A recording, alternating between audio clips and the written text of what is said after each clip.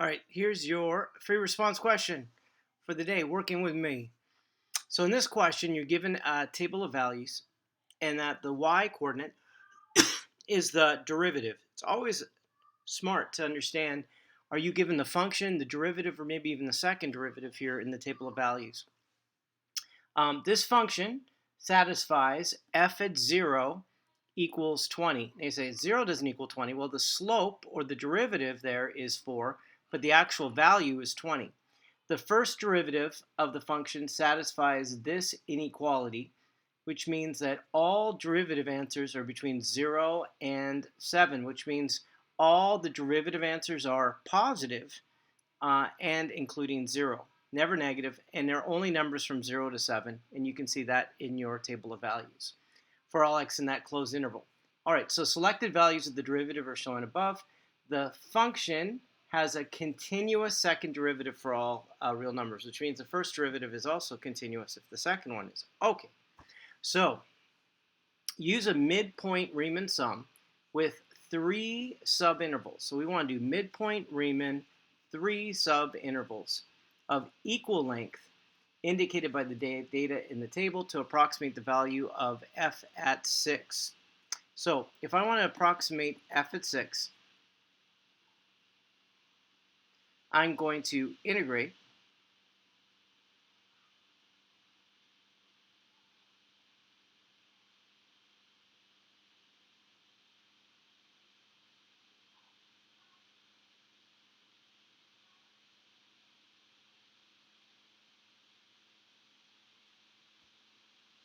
So first I'm going to integrate from 0 to 6. And I'm going to integrate that using a Riemann sum. And then I have a starting value. So f at 0 equals 20. So whatever this answer is will tell me the increase from 20. So we start at 20 and then we increase from there. Now, can you do a Riemann sum? That's really why I wanted to do this, to review Riemann sum.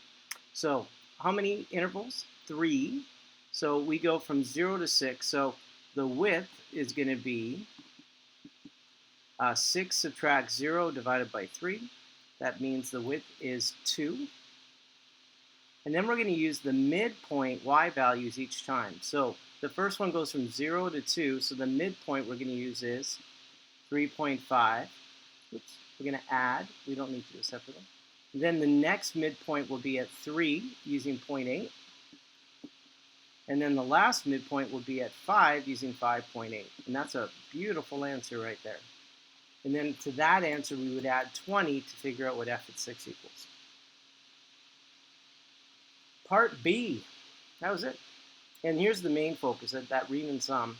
I know it's a little bit tricky, challenging to know that you have to include plus 20.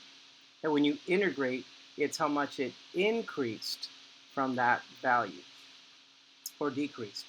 Okay, but because all the derivative answers are positive, that we know it increases. So determine whether the actual value of f at 6 could be 70 and explain your reason. So first one we need to understand that the derivative is less than or equal to 7. It won't be greater than that. So what's the greatest value it could be for the derivative? And the answer is 7. So if I take that understanding,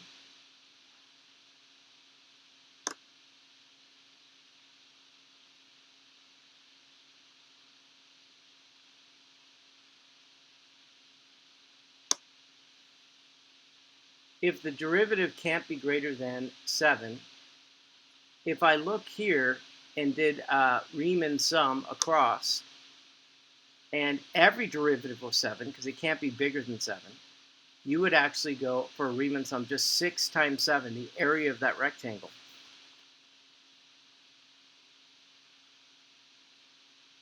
So when you integrate from 0 to 6, the derivative d of x, it must be less than or equal to 6 times 7.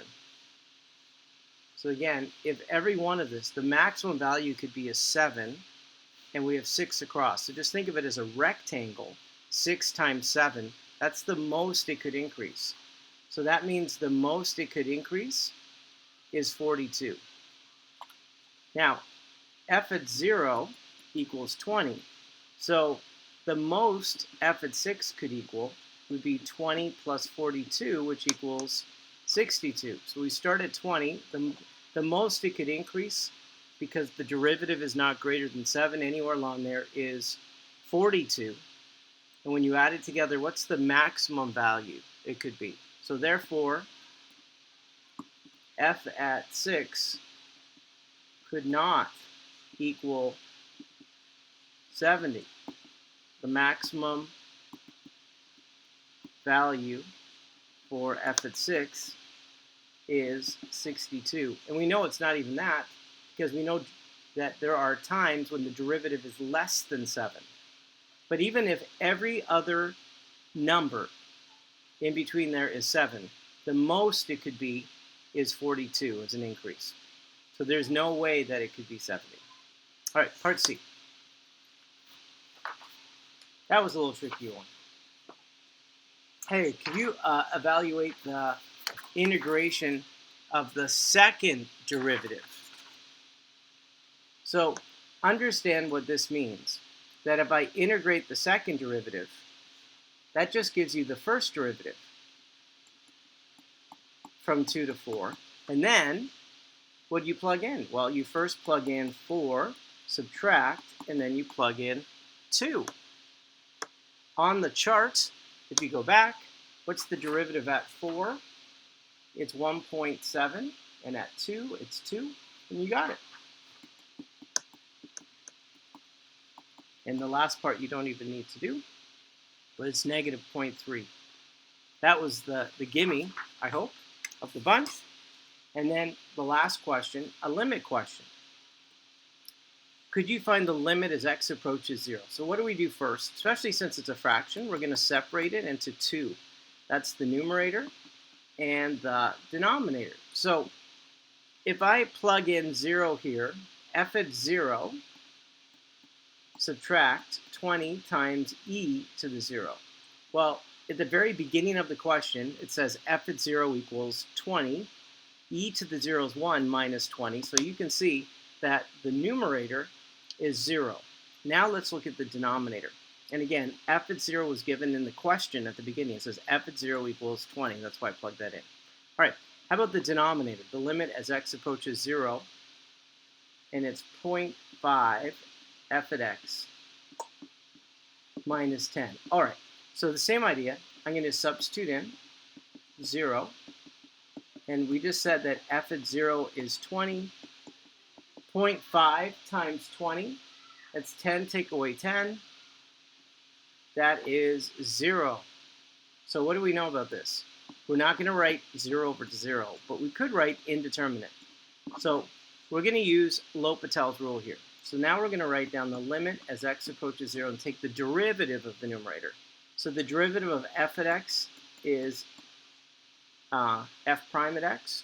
The derivative of negative 20 e to the x, copy it, negative 20 e to the x, there's no hook. The derivative of x is 1, so that's done. The denominator, 0.5 times the derivative of f at x, and then the derivative of negative 10 is 0. We're going to do the same work again. But this time we can actually substitute in. So the derivative at 0 minus 20 times e to the 0, then 0.5 and the derivative at 0.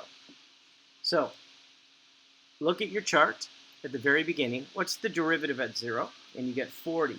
So it's 40 minus 20 and then 0.5 times 4. I don't need to do anything more to make that look prettier. That's it. All right, Mr. G Math, over and out. Thank you for doing a free response question with me today.